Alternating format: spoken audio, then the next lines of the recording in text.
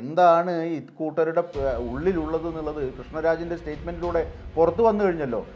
ആ രീതിയിലേക്ക് തൃശ്ശൂർ മാറണോ വേണ്ടേ എന്നാണ് ഈ തെരഞ്ഞെടുപ്പിൽ നിങ്ങൾ തീരുമാനിക്കേണ്ടത്. തൃശ്ശൂരിലെ ജനങ്ങൾ പൊട്ടന്മാരല്ല എന്നുള്ളത് എനിക്ക് പറയാൻ കഴിയും. കാര്യം തൃശ്ശൂരിലെ ജനങ്ങൾ രാഷ്ട്രീയമായി അത്രയും പ്രബുദ്ധതയുള്ള മണ്ണാണ്. വളരെ കൃത്യമായി രാഷ്ട്രീയ ബോധ്യത്തോടു കൂടി തെരഞ്ഞെടുപ്പിൽ പ്രതികരിച്ചു പോന്നിട്ടുള്ള ചരിത്രമാണ്.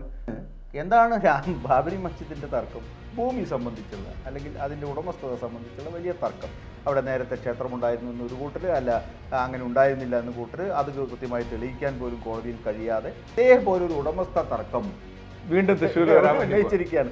അതും തേക്കിൻകാട് മൈതാനിക്ക് സമീപമുള്ള വളരെ പ്രസിദ്ധമായ ക്രിസ്ത്യൻ പള്ളി നിൽക്കുന്നത് ഞങ്ങളുടെ ഭൂമിയിലാണ് എന്ന് പറഞ്ഞ്, ദേവസ്വത്തിൻ്റെ ഭൂമിയിലാണ് എന്ന് പറഞ്ഞുകൊണ്ട് വിനോട്ട ശരിക്കും ഇവർ ഇത്തരം പ്രസ്താവന നടക്കുമ്പോൾ ശരിക്കും സുരേഷ് ഗോപി ഒന്ന് ജയിച്ചു കിട്ടിയാൽ മതി എന്നുള്ള കണ്ടീഷൻ എടുക്കുക. ഈ ദേവസ്വം ബോർഡിൻ്റെ നാട് ഞങ്ങളുടെ ഭൂമി നിങ്ങൾ പിടിച്ചെടുത്താന്ന് പറയുമ്പോൾ ആ ഉണ്ടാക്കിയെടുത്ത ബിൽഡിംഗ് മൊത്തം പോയി എന്നുള്ളതാണ്. അല്ല, പിന്നെ വേറെ വിഷയം ഇവിടെ പറയാണ്ട്, ഇവരുടെ സ്വഭാവം മാറ്റില്ല. പറഞ്ഞത് അതാണ് ഏറ്റവും വലിയ.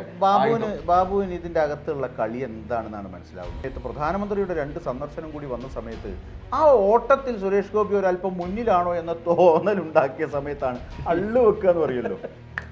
അള്ളു വെക്കുക എന്ന് പറയുന്നൊരു ഏർപ്പാടുണ്ടല്ലോ. അതുപോലൊരു അള്ള് BJPയുടെ പാളയത്തിൽ നിന്ന് തന്നെ സുരേഷ് ഗോപിയുടെ വണ്ടി ചക്രത്തിന് വന്ന് വീണിരിക്കുകയാണ്. ആ പ്രസ്താവന അതാണ്. അതായത് റീസർവേ ഫേസ്ബുക്ക് പോസ്റ്റ് വന്നതാണ്. ഫേസ്ബുക്ക് പോസ്റ്റിൽ അദ്ദേഹം റീസർവേ നമ്പറുകൾ ഉൾപ്പെടെ ഈ ഭൂമി ദേവസ്വത്തിൻ്റെതാണ്, ആ ദേവസ്വത്തിൻ്റെ ഭൂമിയിൽ കയ്യേറിയാണ് ഈ പള്ളി പണിതിരിക്കുന്നത്. വേറെ കാര്യം പറയട്ടെ, ഞങ്ങൾ അത് തിരിച്ചെടുക്കും. ഞാൻ പറഞ്ഞല്ലോ പശ്ചാത്തലം ഏതാ. നമ്മളിപ്പോൾ സംസാരിക്കുന്ന പശ്ചാത്തലം എന്ന് പറയുന്നത് ബാബരി മസ്ജിദ് തകർത്ത് തിരിച്ച് കോടതി പറഞ്ഞത് എന്താ? തകർത്തത് തെറ്റ്.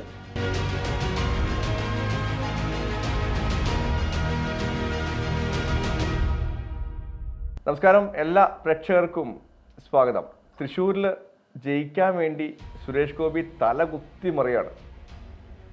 എന്തൊക്കെയോ ചെയ്ത് കൂട്ടുന്നുണ്ട്. അതിനപ്പുറത്തേക്ക് എങ്ങനെയൊക്കെ ജയിച്ചാൽ മതി എന്നുള്ള കണ്ടീഷനിലേക്ക് നിൽക്കുന്ന സമയത്ത് തന്നെയാണ് കൂട്ടത്തിൽ നിന്ന് തന്നെ ഒരാൾ ചെറിയല്ല വലിയൊരു പണിയിട്ടുള്ളത് അല്ലേ? എന്താണ് ആ പണി? കാത്തു സൂക്ഷിച്ചൊരു കസ്തൂരി മാമ്പഴം കാക്ക കൊത്തിപ്പോവും എന്ന അവസ്ഥയിലാണ് ഇപ്പോൾ സുരേഷ് ഗോപി നിൽക്കുന്നത്. അതെ, ബാബു നേരത്തെ സൂചിപ്പിച്ചതുപോലെ എന്തൊക്കെ തലകുത്തി മറിയാമോ അതൊക്കെ ചെയ്തുകൊണ്ടിരിക്കുകയാണ് BJP. കോടിക്കണക്കിന് രൂപയാണ് അവിടെ ഈ തെരഞ്ഞെടുപ്പുമായി ബന്ധപ്പെട്ട് ഫണ്ട് ചെയ്യാൻ പോകുന്നത്, ഒഴുക്കാൻ പോകുന്നത് എന്നാണ് അവിടുത്തെ MP ആയിട്ടുള്ള പ്രതാപൻ്റെ പ്രധാന ആരോപണം. അപ്പോൾ അങ്ങനെ എല്ലാ രീതിയിലും തൃശ്ശൂർ ഞാനിങ്ങ് എടുക്കുക എന്ന് പറഞ്ഞ സുരേഷ് ഗോപി തൃശ്ശൂരിനെ എടുക്കാൻ വേണ്ടിയിട്ടുള്ള എല്ലാ സന്നാഹങ്ങളുമായി രംഗത്തിറങ്ങി മുന്നോട്ട് അങ്ങനെ പോകുമ്പോഴാണ് ആ മകളുടെ കല്യാണം പോലും വലിയ ആഘോഷമാക്കി പ്രധാനമന്ത്രി ഒരു മാസത്തിനിടയിൽ തന്നെ തൃശ്ശൂർ ജില്ലയിൽ 2 വട്ടം വരികയാണ്. പ്രധാനമന്ത്രിയുടെ സന്ദർശനം എന്ന് പറയുന്നത് ഒരു നിസ്സാരമായ കാര്യമല്ലല്ലോ. അദ്ദേഹത്തിന് എന്തെല്ലാം തിരക്കുകൾ ഉണ്ടാകും ഒരു രാജ്യത്തിൻ്റെ പ്രധാനമന്ത്രി എന്നുള്ള നിലയിൽ.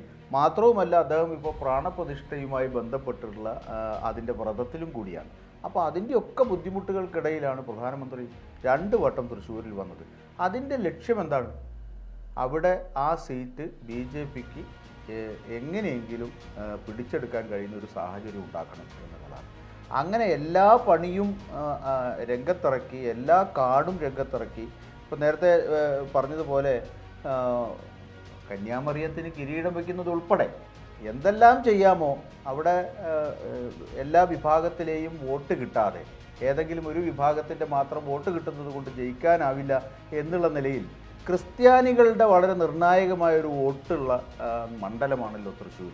അപ്പോൾ ആ ക്രിസ്ത്യാനികളുടെ വോട്ട് എങ്ങനെയെങ്കിലും പെട്ടിയിലാക്കുന്നതിന് വേണ്ടിയിട്ടുള്ള ശ്രമങ്ങളുമായി മുന്നേറുന്ന ഘട്ടത്തിലാണ് മണിപ്പൂർ ചെറിയ അസ്വസ്ഥതയൊക്കെ ഉണ്ടാക്കിയെങ്കിലും ആ മണിപ്പൂര് ഒന്ന് റെഡിയാക്കാൻ വേണ്ടിയിട്ടാണ് കുറച്ചുകൂടെ ചെറുതായിട്ടൊക്കെ ഒന്ന് കിരീടമൊക്കെ വെച്ച്. പക്ഷെ ഒരു കിരീടം വെച്ചതുകൊണ്ട് മണിപ്പൂരല്ലാതാവില്ല എന്നുള്ളത്. അല്ല, അതിനിടയ്ക്ക് കിരീടം വെച്ചപ്പോ തന്നെ കന്യാമറിയം കിരീടം കുടഞ്ഞെറിഞ്ഞു എന്ന് പറഞ്ഞൊരു വാർത്തയും വന്നല്ലോ. പക്ഷെ എത്രത്തോളം രീതിയിലേക്ക് കുറെയൊക്കെ ആളുകൾക്ക് ശരിക്കും തൃശ്ശൂരിലെ ജനങ്ങൾ പൊട്ടന്മാരല്ല എന്നുള്ളത് എനിക്ക് പറയാൻ കഴിയും. കാര്യം തൃശ്ശൂരിലെ ജനങ്ങൾ രാഷ്ട്രീയമായി അത്രയും പ്രബുദ്ധതയുള്ള മണ്ണാണ്. വളരെ കൃത്യമായി രാഷ്ട്രീയ ബോധ്യത്തോടു കൂടി തെരഞ്ഞെടുപ്പിൽ പ്രതികരിച്ചു പോന്നിട്ടുള്ള ചരിത്രമാണ് പിന്നെ തൃശ്ശൂരിനുള്ളത്. അതൊന്നും മാറ്റം വരുത്താൻ ഇത്തരത്തിലുള്ള ഗിമ്മിക്കുകൾ കൊണ്ട് നടക്കില്ല എന്നുള്ള 100% ഉറപ്പാണ്. പക്ഷേ അതിനിടക്കാണ് ഒരാൾ പറയുന്നത് ഇത് ഞങ്ങളുടെ മണ്ണാണ്. അപ്പോൾ എന്താണ് ആ കാര്യം എന്ന് പറയാൻ പ്രേക്ഷകരോട് പറയാനുള്ളത്? ശരിക്കും വിനോദേട്ടൻ വാർത്ത വായിക്കുന്ന സമയത്ത് എവിടെ നിന്നാണ് ഈ വാക്കുകൾ കിട്ടുന്നത് എന്ന് എപ്പോഴും അദ്ദേഹത്തോട് ഞാൻ ചോദിക്കാറുണ്ട്. കാര്യം അതേ ലെവലിലേക്കാണ് അങ്ങ് നശിപ്പിക്കലാണ് ചില വാർത്തകൾ കൊണ്ട്, വാക്കുകൾ കൊണ്ട്. താങ്കളുടെ ആ ഒരു ഭാഷയിൽ തന്നെ അല്ല, നമ്മളിപ്പോൾ നിൽക്കുന്നത് അയോധ്യയിൽ ബാബരി മസ്ജിദ് തകർത്ത് കളഞ്ഞു. അതിൻ്റെ പുറത്ത് പണി പോലും പൂർത്തിയാകാതെ ഒരു കെട്ടിടത്തിൽ അതിൽ പ്രാണപ്രതിഷ്ഠ എന്ന പേരിൽ അവിടെ വിഗ്രഹം പ്രതിഷ്ഠിക്കുന്ന ഒരു ചടങ്ങ്, അതിനു വേണ്ടിയിട്ട് രാജ്യത്ത് മുഴുവൻ വലിയ തോതിലുള്ള പ്രചാരണ ഘോഷങ്ങൾ നടന്നുകൊണ്ടിരിക്കുന്ന ഒരു പശ്ചാത്തലത്തിലാണല്ലോ നമ്മളിപ്പോൾ മുന്നോട്ട് പോകുന്നത്. ആ ഘട്ടത്തിലാണ് എന്താണ് ബാബരി മസ്ജിദിൻ്റെ തർക്കം? ഭൂമി സംബന്ധിച്ചുള്ള അല്ലെങ്കിൽ അതിൻ്റെ ഉടമസ്ഥത സംബന്ധിച്ചുള്ള വലിയ തർക്കം. അവിടെ നേരത്തെ ക്ഷേത്രമുണ്ടായിരുന്നു എന്നൊരു കൂട്ടർ, അല്ല അങ്ങനെ ഉണ്ടായിരുന്നില്ല എന്ന് കൂട്ടർ, അത് കൃത്യമായി തെളിയിക്കാൻ പോലും കോടതിയിൽ കഴിയാതെ അവസാനം ഒരു നാട്ടുപഞ്ചായത്ത് പോലെ ആ വിഷയത്തിൽ ഒരു തീരുമാനമുണ്ടാക്കി. എല്ലാവരും അത് അംഗീകരിച്ചോ അംഗീകരിച്ചില്ല എന്ന് ചോദിച്ചാൽ നമുക്കും അറിയില്ല അതെല്ലാവരും അംഗീകരിച്ചോ എന്നുള്ള കാര്യം. പക്ഷെ അത് അങ്ങനെ അംഗീകരിക്കാൻ കഴിയുന്ന ഒരു കാര്യമല്ല എന്നിരിക്കും. ഇതേപോലെ ഒരു ഉടമസ്ഥ തർക്കം വീണ്ടും തൃശ്ശൂർ ഉന്നയിച്ചിരിക്കുകയാണ്.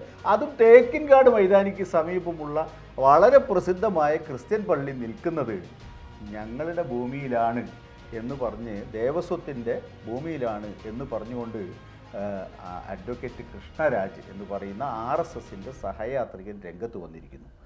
വിനോട്ട, ശരിക്കും ഇവർ ഇത്തരം പ്രസ്താവന നടക്കുമ്പോൾ ശരിക്കും സുരേഷ് ഗോപി ഒന്ന് ജയിച്ചു കിട്ടിയാൽ മതി എന്നുള്ള കണ്ടീഷനിൽ നിൽക്കുക. ഈ ദേവസ്വം ബോർഡിൻ്റെ നാട് ഞങ്ങളുടെ ഭൂമി നിങ്ങൾ പിടിച്ചെടുത്താന്ന് പറയുമ്പോൾ ആ ഉണ്ടാക്കിയെടുത്ത ബിൽഡപ്പ് മൊത്തം പോയി എന്നുള്ളതാണ്.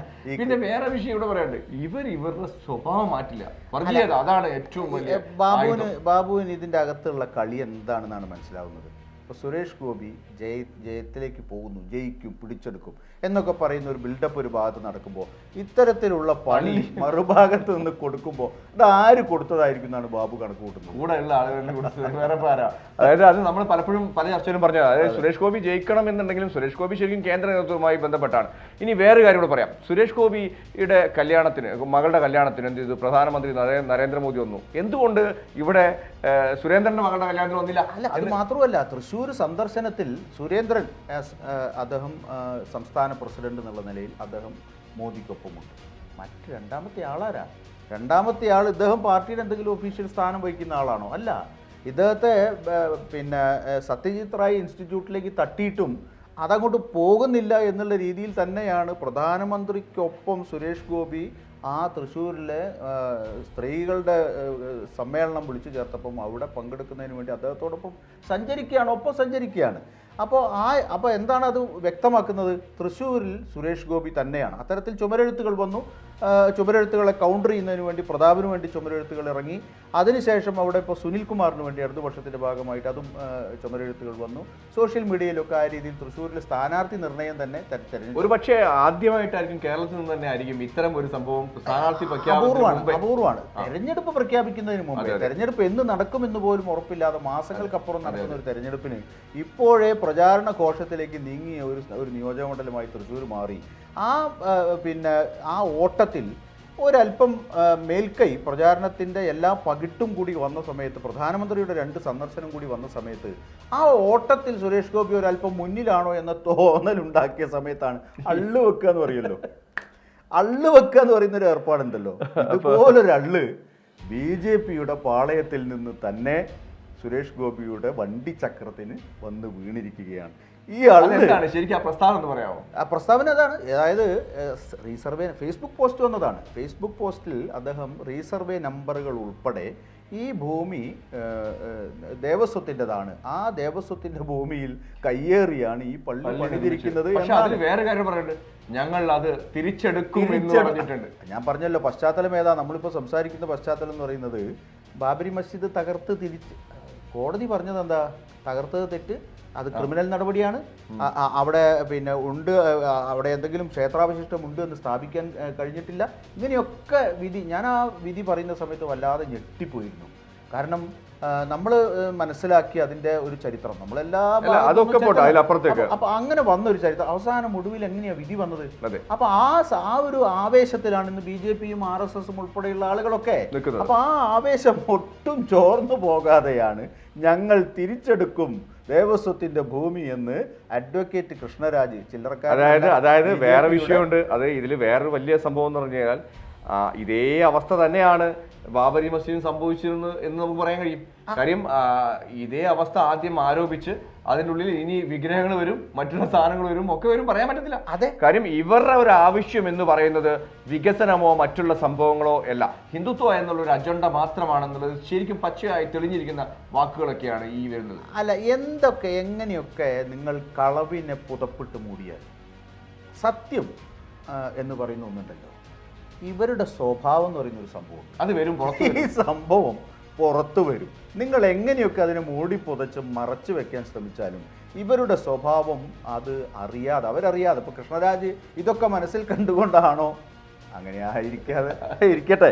എന്തായാലും ഇങ്ങനെയൊരു ഒരു ഫേസ്ബുക്ക് പോസ്റ്റ് അദ്ദേഹം ഇടുന്നതിന് പിന്നിൽ കേവലം ആ പള്ളിയുടെ ഭൂമിയെ സംബന്ധിച്ച് ഒരു തർക്കം ഉന്നയിക്കുക, ആ ചർച്ചിൻ്റെ ഭൂമിയെ സംബന്ധിച്ച് ഒരു തർക്കം ഉന്നയിക്കുക എന്നതിലപ്പുറം തൃശ്ശൂർ നിയോജക മണ്ഡലവുമായി ബന്ധപ്പെട്ട് അതിന് വലിയ പ്രാധാന്യമുണ്ട് എന്ന് തന്നെ വേണം. തീർച്ചയായും. പക്ഷേ അപ്പോൾ എനിക്ക് പറയാനുള്ളത്, സുരേഷ് ഗോപിക്ക് എത്ര കിരീടം വെച്ചിട്ടും കാര്യമില്ല. കാര്യം ഒന്ന് റെഡിയായി തിരിച്ചു വരുന്ന സമയത്ത് ഇത്തരം ആരോപണങ്ങൾ, അതായത് ഞങ്ങളുടെ മണ്ണായിരുന്നു, അപ്പോൾ ഞങ്ങളുടെ മണ്ണ് തിരിച്ചു പിടിക്കും എന്നൊക്കെ ഒരു പ്രതിജ്ഞ എടുത്തിട്ടുണ്ടെങ്കിൽ എന്തായാലും തൃശ്ശൂർ സുരേഷ് ഗോപിക്ക് 100% കഴിഞ്ഞ പണി കിട്ടിയാലും അതിലും വലിയൊരു പണി കിട്ടാൻ വേണ്ടി പോവാണ്. കൺക്ലൂഡ് ചെയ്യാം തൃശ്ശൂർക്കാരോട് കൺക്ലൂഡ് ചെയ്യാം. അല്ല, തൃശ്ശൂർ ഞാൻ പറഞ്ഞല്ലോ അത്രമാത്രം രാഷ്ട്രീയ പ്രബുദ്ധതയുള്ളൊരു മണ്ണാണ്. അവിടെ അത് മാത്രവുമല്ല, മതസൗഹാർദ്ദത്തിനും പരസ്പര സ്നേഹത്തിനും സൗഹാർദ്ദപൂർണ്ണമായ അന്തരീക്ഷത്തിനും ഒക്കെ വളരെ പേരുകേട്ട മണ്ണാണ് തൃശ്ശൂരിൻ്റെ മണ്ണ്.